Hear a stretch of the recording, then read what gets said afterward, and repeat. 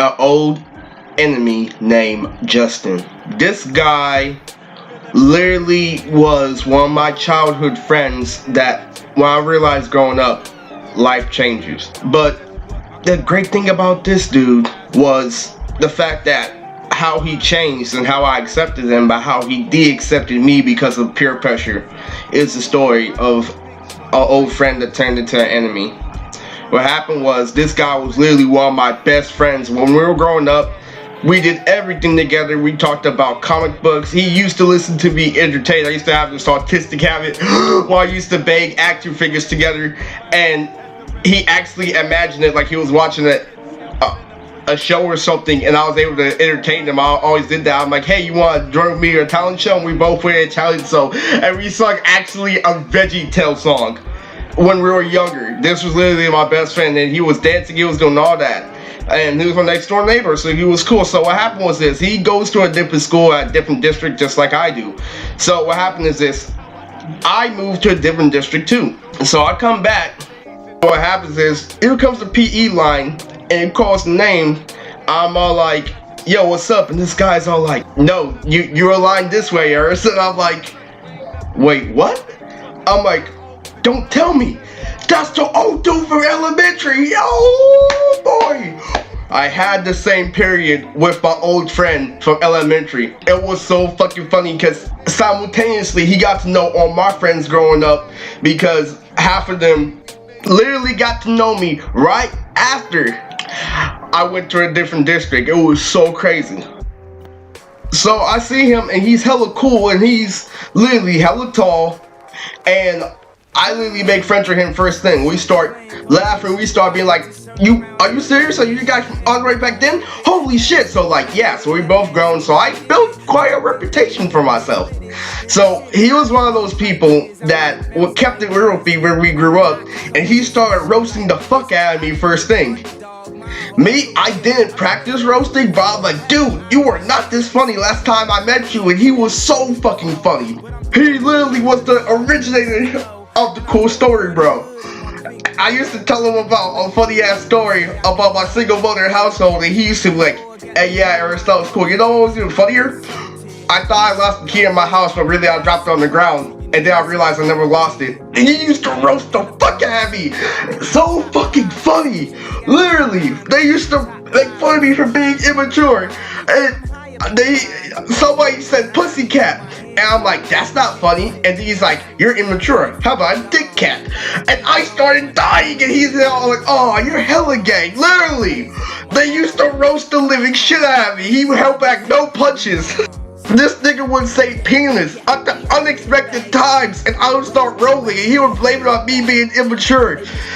And I used to like, Eris is retarded, I only have to say penis to make him laugh, and he would say penis and I would start busting out laughing, and then he's like, penis, I'm like, stop, he's like, penis, I'm like, stop, he's like, penis in the butt. He was with the popular kids 100%. It didn't matter how long he knew me. Literally, he sided with them instantly. I'm all like, hey, are you guys excited for the dance? He's like, oh, you're a dancing fool. We see you dance every day. It's not like you're gonna get some anyway. And so Justin literally teamed up with this dude. I defend myself saying, I'm not expecting to get no freak dancing. And then Justin pops out of nowhere. So where's the fun? He starts imitating me like a retarded Nazi. He's like, I'm dancing by myself. I'm having so much fun. No, but seriously, prior to that, when I got back, I still had a name for myself outside of Justin. So Justin got with the popular kids, and I ended up being an anime nerd that he never expected me to be smart, basically, because of my old habits from elementary. So here's what happens. The first dance comes, and I start free dancing with a bunch of girls, surprisingly, you know? But Justin ends up with the relationship with the school slut. So it was kind of funny, you know? I told him to grab her ass while they were dancing. I was like, oh, let's get that. But I was already dancing with a girl while this happened. So I'm like, hold up, Justin, let me help you out. And nigga looked at me and smiled. Like this. Justin ended up being the most popular guy in junior high after I was famous for dancing. So Justin knew about my old habits of dancing, you know, since he did a talent show with me. So he knows me for being talented, but he also knows me for being like goofy. He's grown up with people who actually know how to pop and lock correctly. So, you know, Justin was one of those people who would call me out saying I can't dance, but little did he know that I and him had a bunch of sparring matches. You see, there was always this thing where Justin knew I was his equal, but he had to pretend that I wasn't just to fit in. And that is where the conflict in our friendship happened, but my good shit was leaking way too much, and it was so fucking funny. So we were always cool, you know. So that whole entire year, we started hanging out, and we started doing shit, but he starts getting more and more distant the more popular he becomes. So basically, everybody knows who we went out with was kind of like the show off, but here's the thing. Her ass got rid of all this bad shit about her. I couldn't disagree. He went out with a French girl, and I went over my head. And then he started going out with Sevi that was fucking even finer. But you know what? He had the consistent relationships. But you know what? Me? I had the solo dolo going on. I was super solo, but I was super secure. This is when I was heavy on anime at the time. I met Justin in my 8th grade. If you watch my Rise and Fall and Rise Again of me in One Piece, it's when I was in the One Piece the most. And I literally, this guy used to scold me, and I'm all like, he's like, you're such a nerd for like an anime. I'm like, anime has some crazy ass fight scenes, and you know, he felt so insecure. He's like, oh, I'm making a cool anime fight scene right now. And then later on months, he made up for the excuses like, you know what I want to see? I want to look up school fights on YouTube. No, but seriously, like, that dude tried to be a devil's advocate, but he couldn't because he was such a dick. But he was hella funny, and he was popular. He had some skills, but I gotta tell you, bro, what happened was this guy tested me for a long time. There was bits and pieces that let people know I could beat Justin in a fight, but that was always because I was never afraid of him. It was so funny. He used to gaslight me saying that because I used to have this phobia of dogs because I was really tiny at the time, there was this big German Shepherd that wanted to hang out with me, and so he pounced on me. I got attacked by a dog when I was younger and made me have a phobia of dogs.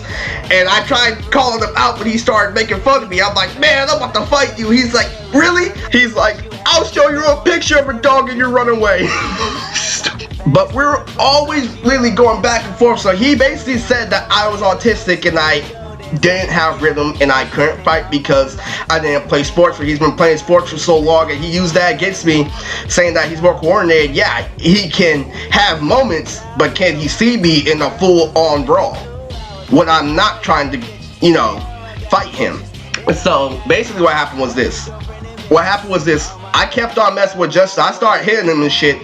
And so this guy, because I do admit he's strong, but he's hard-headed because I am strong too.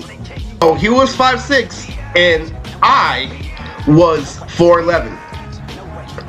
So he pushed me when we were in a PE locker room 5 feet across the floor, but I landed on my toes. And he's like, stop, Eris. Because he thought, okay, I'm done playing around, I'm starting to get serious. But he sees the look on my face and I smile at him. I'm like, okay, I took it too far. But you gotta understand, this is a lesson. Don't let anyone gaslight you. I wasn't scared to him all that time, so when he pushed me, it's not like I wasn't ready to fight. That is what you call maturity, you know? You have to understand that me and him are the example of two people who know the full situation, but one person can gaslight, but the other person cannot. I didn't know how to lie, okay? So here's what happens. Me and Justin had such a solid relationship that even though he treated me like he did, he made a bet, and I lost the bet. It was an air bet. You know what an air bet is? An air bet is when you verbally agree on something, and this is something that I could have honestly said, fuck off, dude, I didn't expect that to happen. But I literally paid him the money because he wasn't serious. I even you could tell that he wasn't serious, but because I lost the bet, I paid him anyway. And he said, thanks, Eris. But this is the same dude who's making fun of me, he's doing all this stuff, but when it came down to a bet, I held my end of the bargain. So things keep on going crazy, and the running gag that I'm autistic and I don't know how to fight with composure was put to end. What happened is I make another friend in school, and he is a big ass Samoan. And that Samoan is my next door neighbor. So simultaneously, while he's hanging out with all the girls and all the white people, I'm hanging out with all the Samoans and all the Mexicans. What happens is this, is one of my old friends from Boy Scouts also became one of the most popular guys in school. You see, that guy knew I beat someone in a fight at summer camp. And this is the perspective. How I beat that fight is similar how why nobody actually backs up their actions when they say they're gonna beat my ass. Because this guy tricked me in the beginning because they heard that autistic people are off balance and that they have no rhythm. But you gotta understand, life goes on. After he tricked me, I got back up, and because I was faster than him, I landed every single punch and eated the fuck out of him. You have to understand that. So that guy was trying to tell people, oh, he fights crazy, but he'll win the fight. And that's how people used to gaslight me. They're basically saying that I scream randomly like a monkey, but because I'm so strong is the reason why. He's too fast, he's too hyper. You'll win, but you'll end up injured. This is the excuses people used to make for me. So what happened was this. This guy named Max, literally, he said he used to wrestle me back when we were in summer camp. But when we started going toes, I started learning everything I learned from the big Samoan guy because I used to train with him. So all of a sudden, Eris isn't swinging laterally like how he is with Justin. Eris isn't just railing like a fucking monkey, not being composed. Eris is ducking, he's stepping to the side, and all this when I had the Mr. T haircut. It was hella funny. That's a insider for another time. It was hella funny. I was doing all this shit with the mohawk, just to keep that in mind. So I'm in my fighting stance. Literally, I never had stance before, and all of a sudden, I'm going out bopping and weaving in front of the most popular guy in school. Justin comes up after nobody wins that fight because I keep on dodging and he keeps on dodging too. So he's like, Ben taught you how to fight?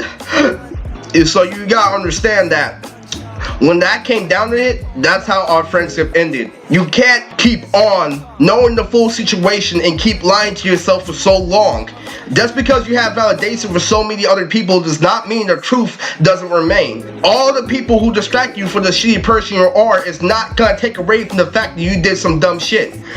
So basically, me and him had such a personal relationship. When we're one-on-one, one of our greatest adventures is we talked about the famous game Sly Cooper and why that game is literally one of the funnest games. There was this time with PE where we literally, there was a mile, right? So the whole point of the mile is to get at least an 8. You know, some person at least got a 6.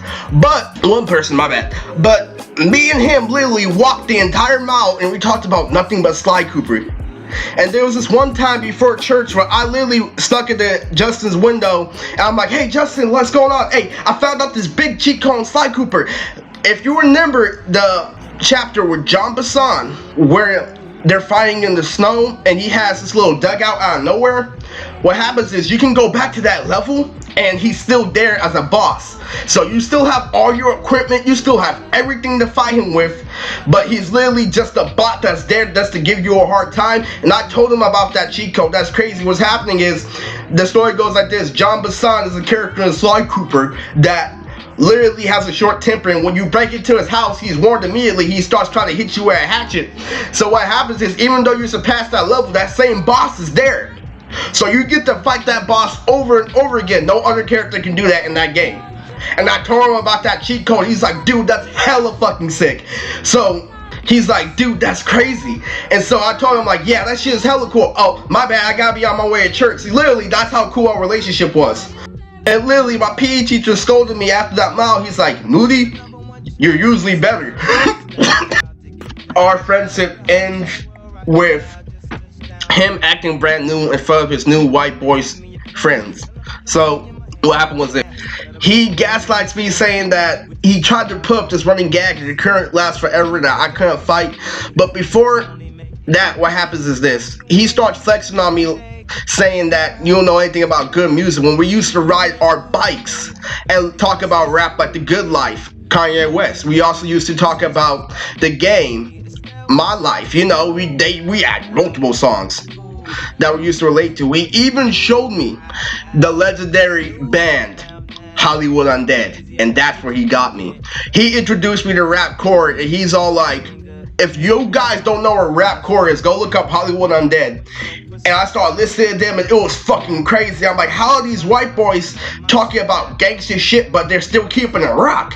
And literally, he gaslighted me saying, oh, Hollywood Undead's the best. Literally listening to this shit on his laptop with his friends, making me hella fucking jealous. Like, where you find this music?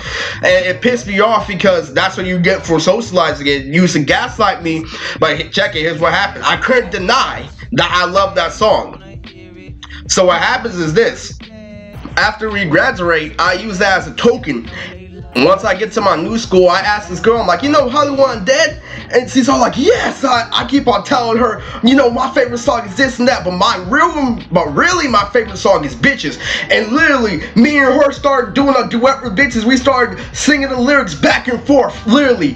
Acapella, literally, fuck, suck, dick, lick, marry, nasty, on sync. That shit was crazy. That's where he lost. You gotta understand, because I admitted that I was jealous and I loved that song, was why I got the chance to do a duet with that girl. And that all backfired on him. His running gag that I don't know what I'm talking about, his fake attitude, being two-faced in front of other people, stood out the day I called him out in a fight. Because I finally had it of him talking shit. So what happens is this. He calls me out and I'm like, you know what? You think I don't know how to fight? Step out of your yard right now. But so he's behind the fence, and remember he's 5'6", so he looks outside the fence.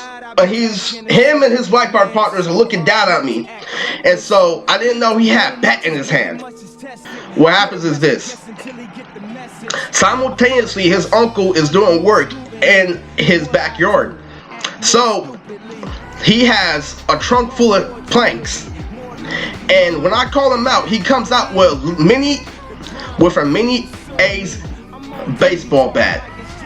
And this guy is 5'6", and I'm still 4'11". So what happens is this, I'm like, you're not really gonna use this, are you? And so he's like, nope.